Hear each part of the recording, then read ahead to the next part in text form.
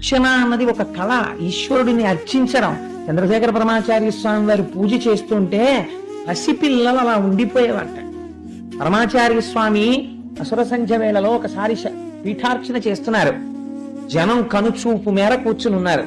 ఇక్కడ ఆయన పీఠార్చన చేస్తుంటే జనంలో ఒక తల్లి పక్కన కూర్చున్నటువంటి ఒక పిల్ల, అమ్మా అమ్మా శారదాదేవికి కట్టిన పట్టు చీర ఎంత బాగుందో అని, అమ్మా నాకు ఆ పట్టు చీర ఇప్పించవే, నాకు ఆ పట్టు చీర ఇప్పించవే అంటోంది.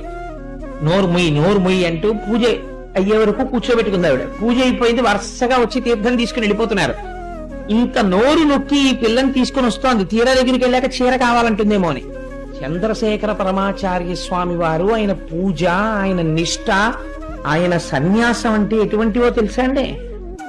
ఆ పిల్ల అక్కడ దాకా రాగానే ఆ పిల్ల నోరు విప్పలేదు, తల్లి నోరు విప్పలేదు.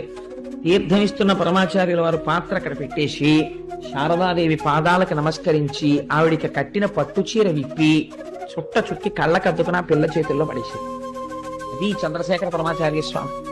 ఆయన త్రికాలవేది, అన్నీ తెలుసు మహానుభావుడికి. ఈశ్వరుణ్ణి అందుకే నడిచే దేవుడిని పేరు పొందారు మహాపురుషుడు.